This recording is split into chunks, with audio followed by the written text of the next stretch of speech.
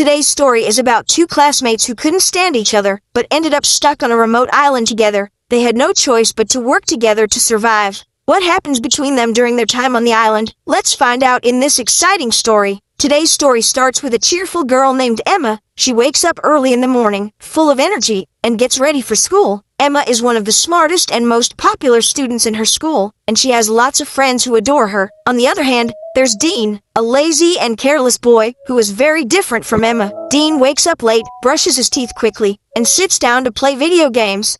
At the same time, Emma's mom, Barbara, is dropping Emma and her younger sister Stacy off at school. Emma meets her best friend Liz, and they start chatting. Soon, a boy named Steven comes by and says, "Hi, Emma." Liz immediately starts teasing Emma, making her blush. Later in class, their teacher, Mr. Christian Sen, announces an exciting trip to Trinity Island. He tells the students that the bus will leave at 7 a.m. the next morning. At lunch, Liz talks to their friends about Emma and Steven, joking about how this trip could bring them closer. Emma tries to change the subject and focus on the trip, but her friends are too busy making plans for her love life. During lunch, Emma notices Dean sitting alone, cutting an apple with a small knife. Miss Collier, one of the teachers, catches him and scolds him for bringing a knife to school. She drags him to the principal's office, leaving Liz to say, "See, Dean is nothing but trouble." The next morning, Emma is excited about the trip. She thanks her parents, Barbara and Phil, for letting her go. Meanwhile, Dean doesn't want to go, but his dad reminds him, "We worked hard to get you on this trip after your mistakes. Don't waste this chance."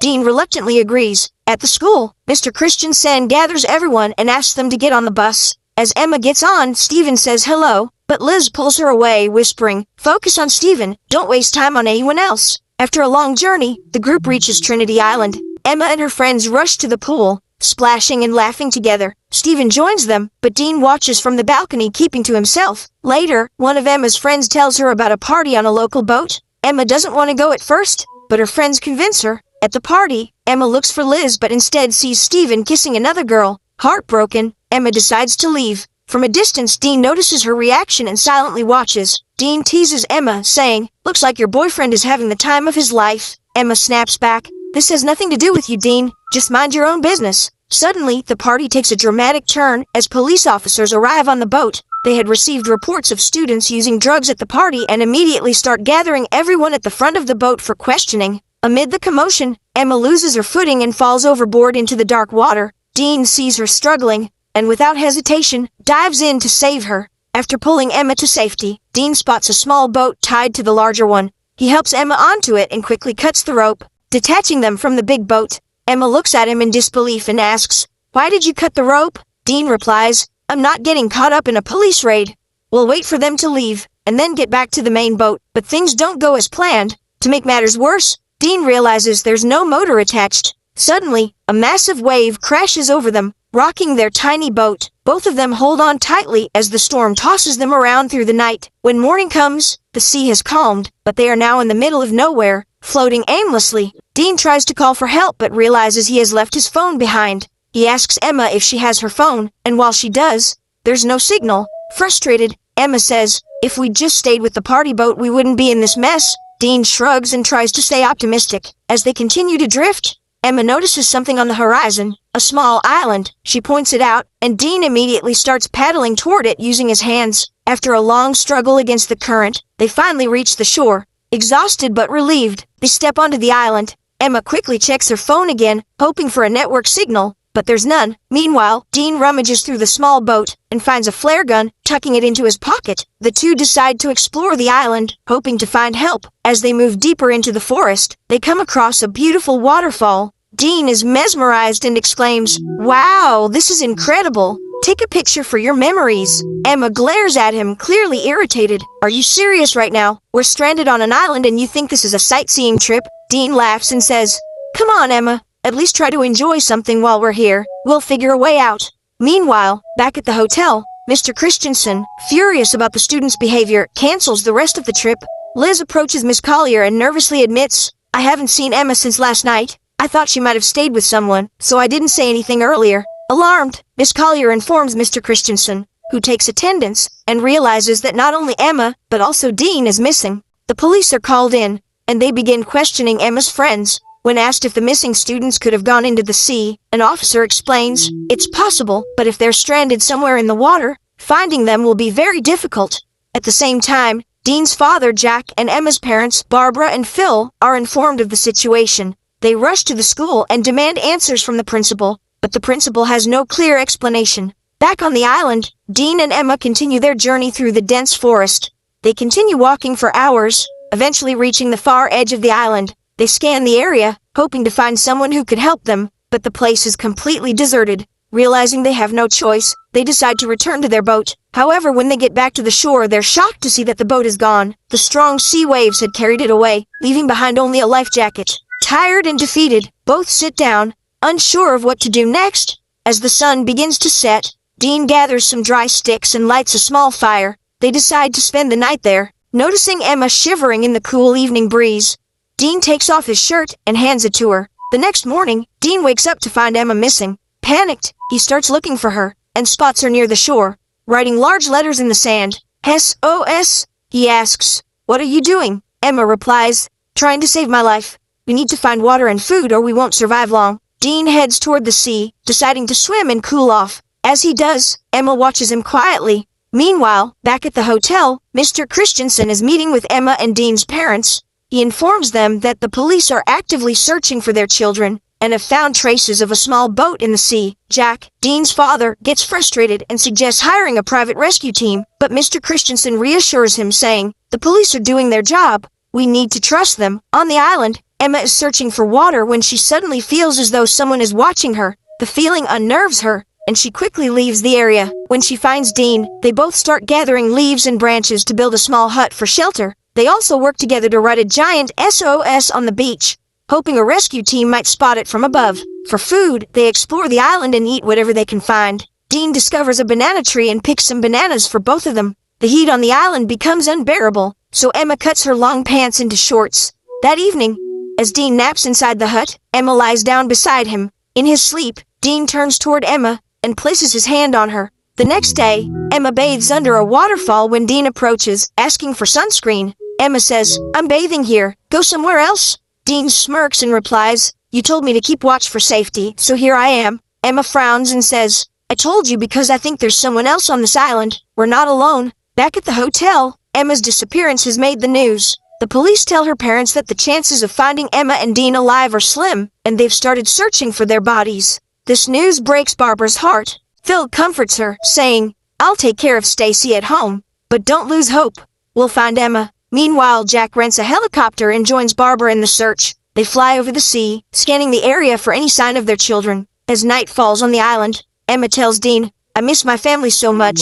Trying to cheer her up, Dean starts looking around but stumbles upon a human skull. But Emma panics at the sight. This must have been someone who got stuck here, just like us. Look what happened to him. What if the same happens to us? Dean tries to calm Emma down and says, no, this person was probably a fisherman, or maybe even a smuggler who ended up here by accident. We're not like him. We have people looking for us, people who care about us. We're not alone. I promise we'll survive. Trust me. Saying this, he leans in and kisses her. For Emma, it was her first time kissing someone. As the night deepens, Dean crosses all boundaries of closeness. That night, for the first time, Emma feels the thrill of experiencing something so wild and untamed. By morning, Emma wakes up and looks around. She realizes Dean is nowhere to be seen. She starts calling out his name. She searches desperately. She finds Dean digging a pit. Confused, she asks him what he's doing, but before he can respond, Emma trips and falls, scraping her knee. Dean quickly cleans her wound and reassures her, "You're going to be okay." Later, at the waterfall, Dean opens up about his mother, who died in a car accident. Emma listens intently, touched by his vulnerability. As rain begins to fall, Dean starts playing in it, and Emma joins him. They laugh, dance, and share a lighthearted moment.